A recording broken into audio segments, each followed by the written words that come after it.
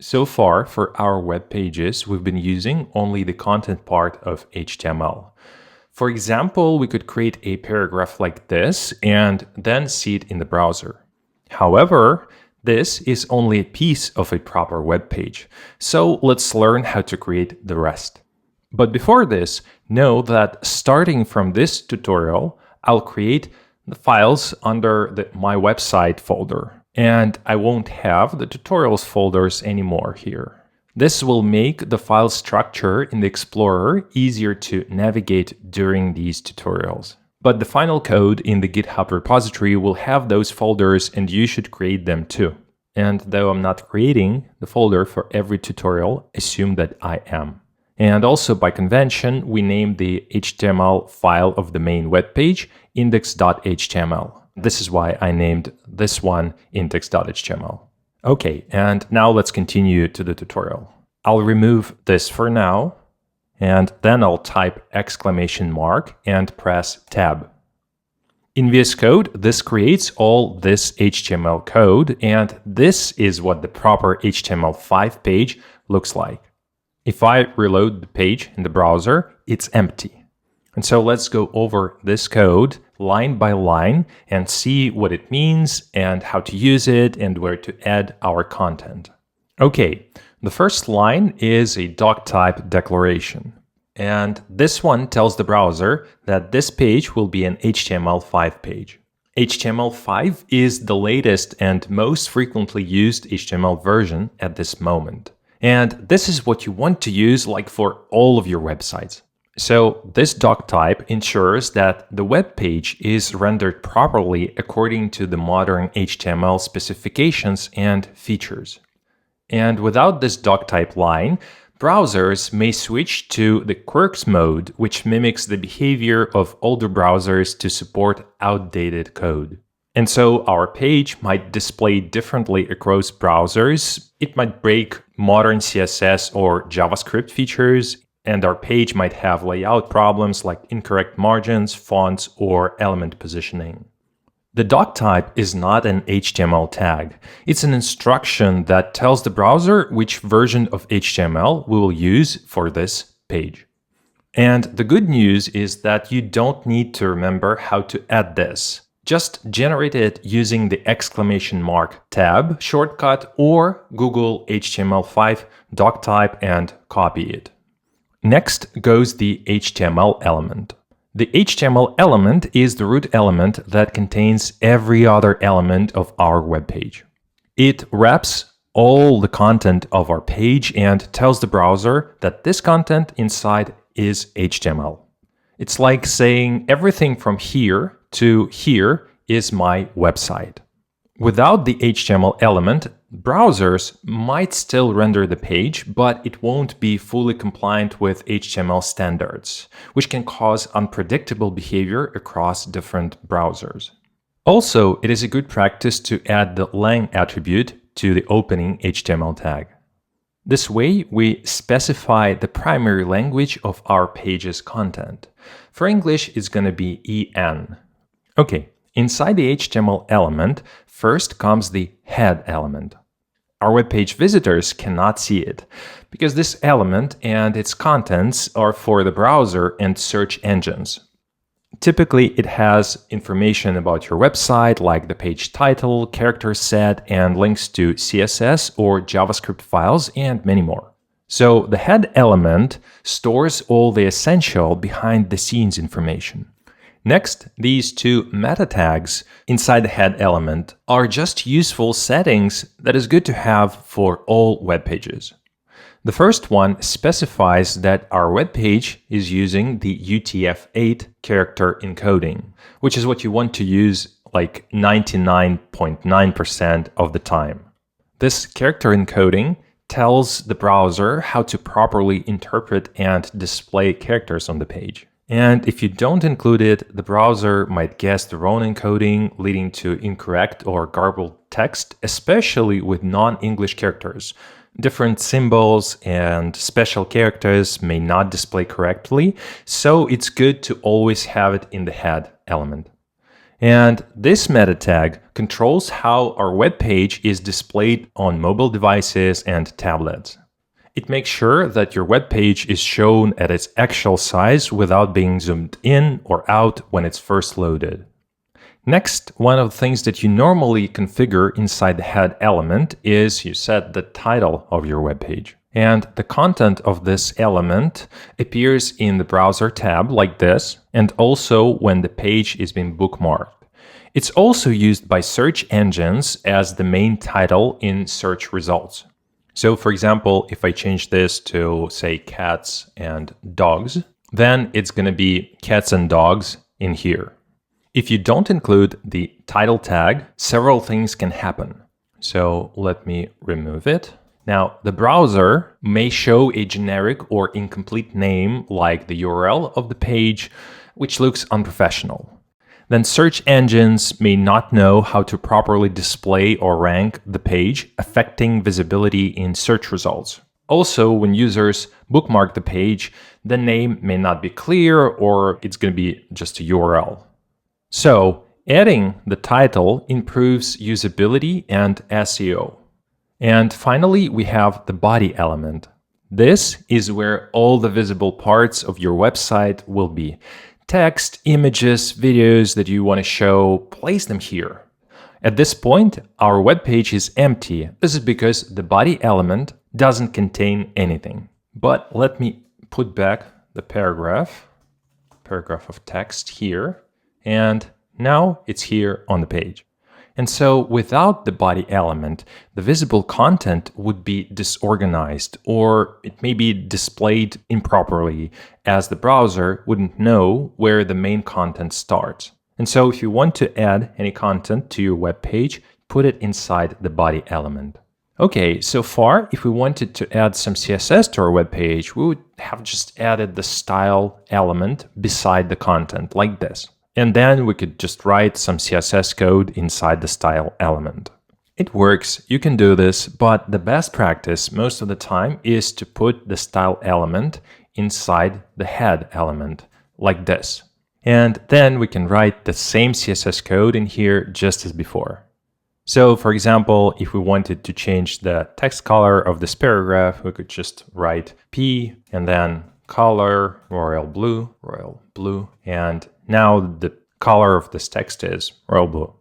So this works the same way as before, as putting it beside the content, but it's a better and more recommended way. And it's better to place it here and not inside the body element beside the content, because when CSS is before the page's content, the styles are applied immediately when the page renders.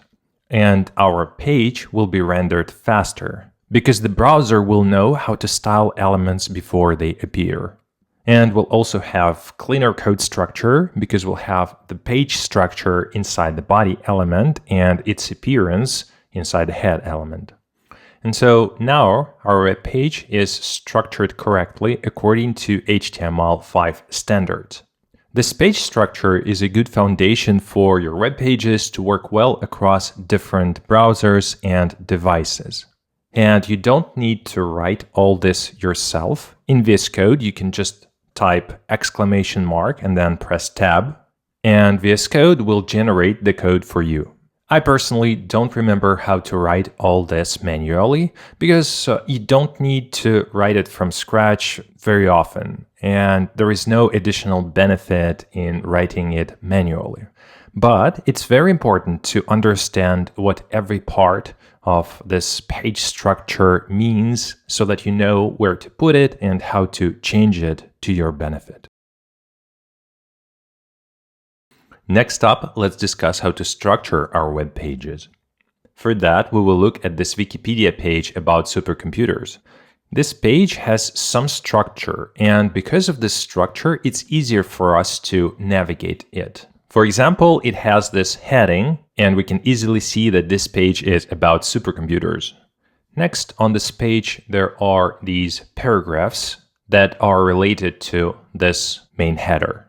Then, after these paragraphs, if I scroll down, goes this history subheader And you can kind of tell that this is a history of supercomputers, so this header is related to the main page header. And then if I scroll down, goes a bunch of paragraphs about the history of supercomputers.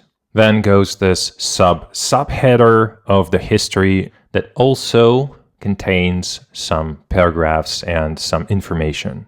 And so the structure of this web page looks similar to the one you have in books. I mean, like actual, real physical books where you have the title of the book and then topics and then subtopics and so on. Most of the time, the web page is supposed to have a structure like the ones you have in books. And for example, if I scroll down even further, way down, we have this table about the stages of supercomputer application. And this table has rows and columns and corresponding headers. So this HTML table looks kind of similar, like the one you have in books or articles or in Google spreadsheets. And if I scroll down even further, I will get to this bullet list of related links and also this numbered list of references. And so this whole web page has good structure that helps us navigate it. Without this structure, if we remove like all of it and leave only the content, this page would look like this. So it's just a big pile of text, which is quite hard to navigate and find the information we want. And so in this tutorial, we'll learn how to add structure to our pages with headers, lists, and tables. Okay, and for that, we'll start from a blank file and generate the proper HTML5 page skeleton. To do that, I'll type exclamation mark and then press tab. And also we'll use this wiki page about supercomputers as our reference page. So to open it, you can just Google wiki supercomputer like this, and then open this link. Or you can use the link from the description.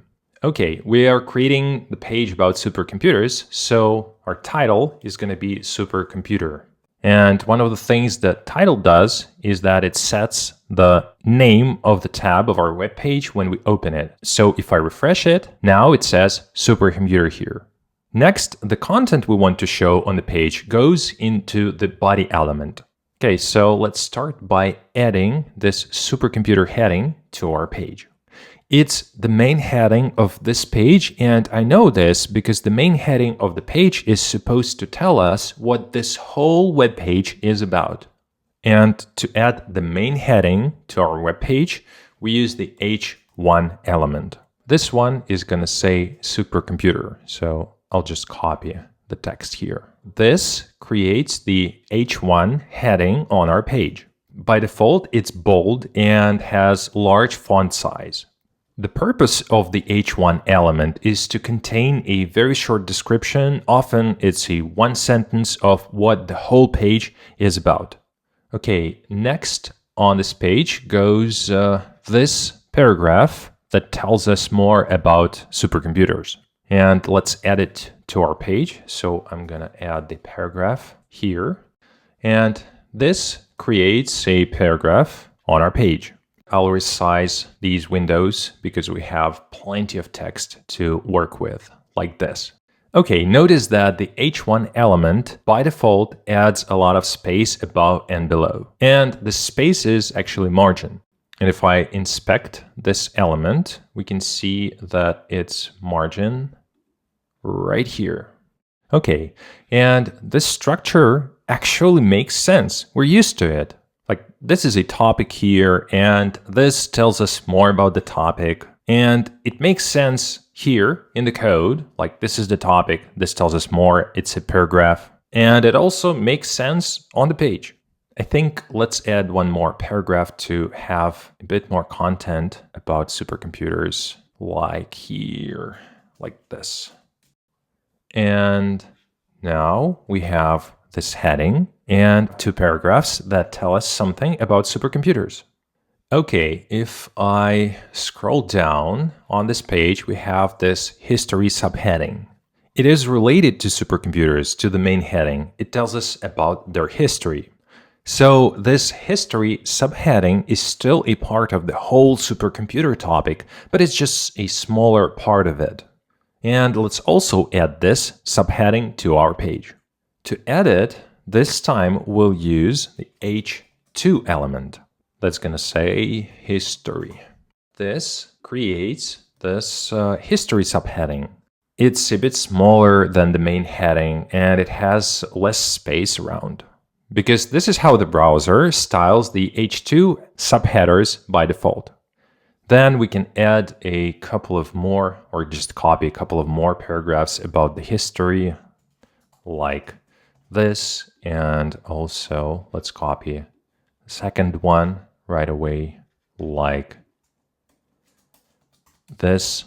And now we've got this history part of this page, where there is a clear heading and a couple of paragraphs that are telling us something about the history of supercomputers.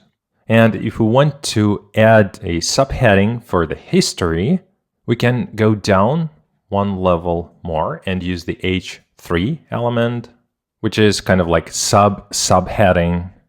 And this time, let's just write here history subheading instead, and maybe a couple of paragraph 1 and also paragraph 2. And this creates the history subheading here, which is a little bit smaller than the history heading and much smaller than the supercomputer main heading.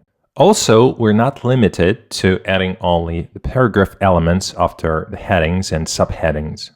We can use links, images, forms, tables, lists, divs, and so on. So, for example, here we can add a div that has a link that leads to some website, and like this, which makes this link. And if we want, we can add a paragraph of text here and maybe another div inside with another link. I'm just going to leave the href attribute empty and the text will be another link. For some reason I write links.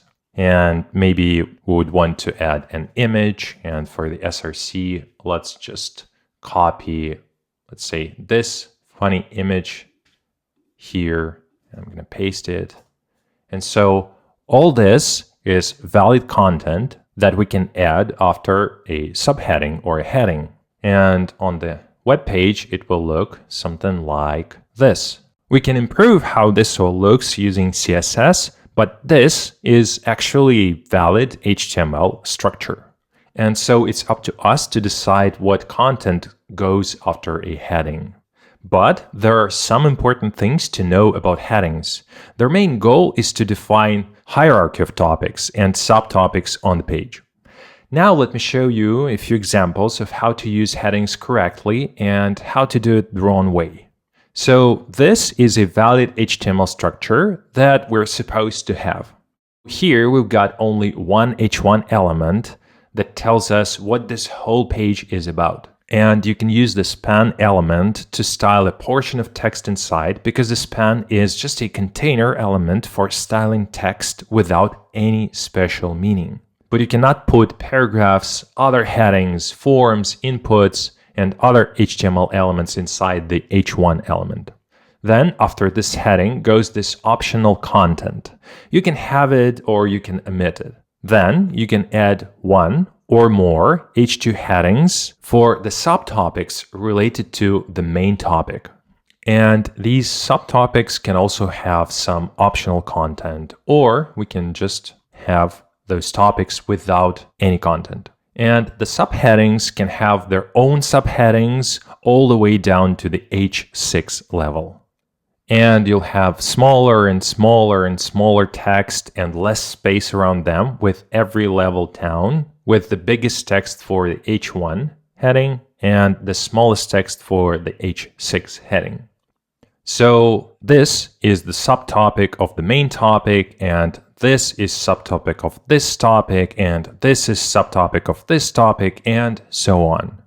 I've indented them for us to easily see the hierarchy here. And you don't need to indent your subheadings like this. It's here only for us to see the hierarchy here In reality, this HTML structure would be formatted something like this.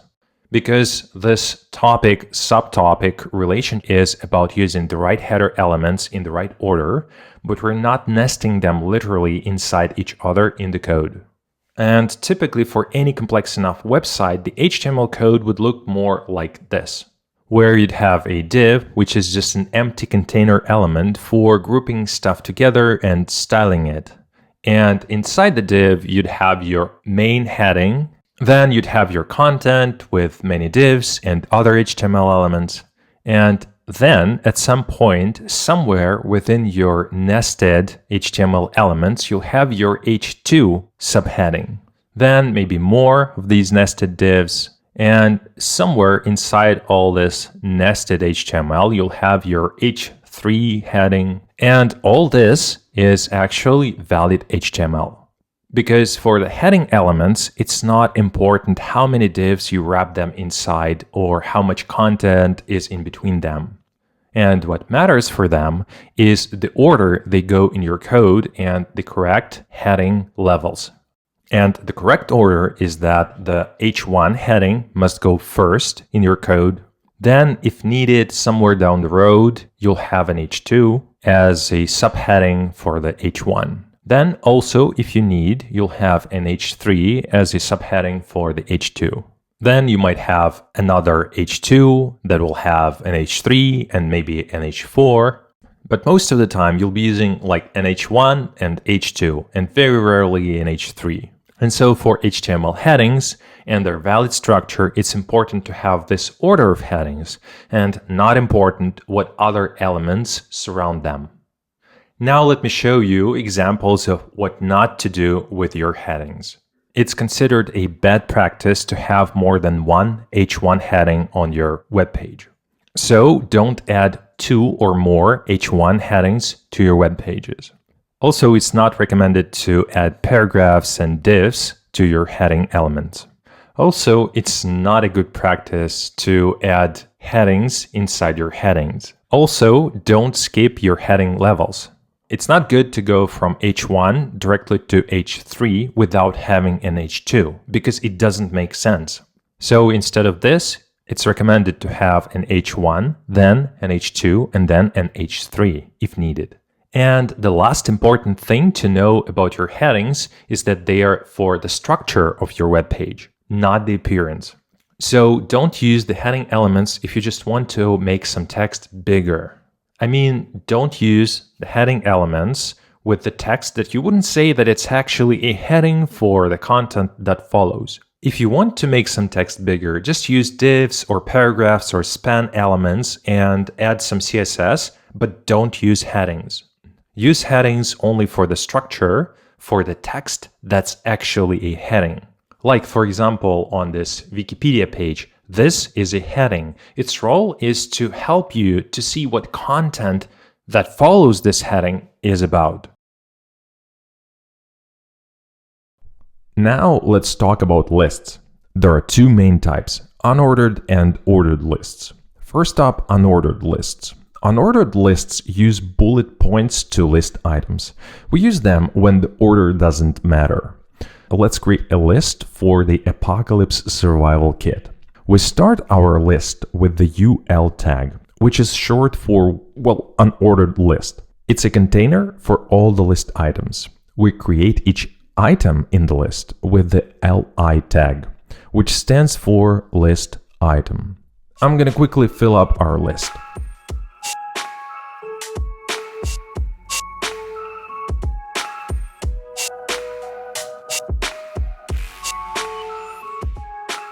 There you go, an unordered list. Now, for the things where order is important, we use an ordered list. We create it with the OL tag. It works just like an ordered list, but each item is automatically numbered by the browser. Let's create an ordered list on how to become a pirate. For the list items, we use the same LI tag. I'm gonna quickly fill up our list.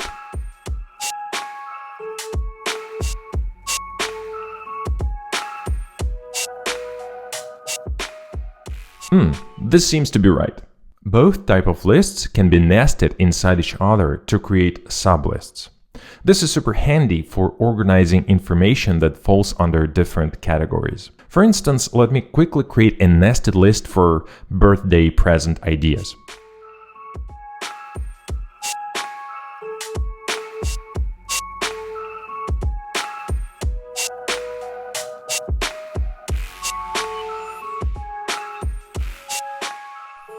There you go. Lists are not just for text. You can also have images, links, and other HTML elements as list items. And there you have it, lists in HTML. Now let's discuss tables. Tables in HTML are like the tables you see in a spreadsheet. They let you organize your data neatly in rows and columns. To create a table, we use the table tag. It's a container for all table content. Inside our table, we need rows. We use the tr tag for table rows. Each row can have one or more cells. To create header cells, we use the th tag. It stands for table header. One th pair for one header cell. I want 3 cells for headers. The first column will be planet. The second, favorite pizza. And the third is weird topping. Great, we have the first row and its table headers. Let's add some data. We'll have another table row. Inside, we have the td tag or table data. It's for our standard cell content. The first cell is for a planet. It's gonna be Zog. The second cell is for favorite pizza, galactic pepperoni. And the weird topping is space olives. Great, now we've got one planet in our table. Notice that the text inside table header cells is bold and centered by default. These are the default styles that our browser adds. Normally, you change the appearance of your tables with CSS, like borders, size, colors, and more, which is going to be a topic for future videos. I want to add one more planet. So, tr for new table row. It's important to match the number of cells in every row to keep your table organized. If our first row has 3 header cells, each row after that should have 3 data cells to keep everything aligned. The first cell now is blips. The second cell is cheesy meteor showers and moon mushrooms. And there you go, blips is in our table. This is how you create tables with HTML. You start with the table tag to create your table, add rows with tr, and fill those rows with header cells th and data cells td. Now let's add huge gaps to our heading and many line breaks like this. When I refresh the page, you can see that the browser removed all the extra spaces and new lines. Multiple spaces, new lines, and tabs become one single space. It's like HTML is on a strict diet. This means if you try to format your HTML with extra spaces or line breaks for readability, the browser will simply ignore it. Why? Well, HTML is designed to display content in the most efficient way possible. The browser strips out unnecessary whitespace to keep things tidy and readable for your users. But what if we actually wanted to show all these spaces and line breaks? We've got 2 tools for that: HTML entities and the pre-tag. HTML entities are special codes that help us to add different interesting symbols to our web page.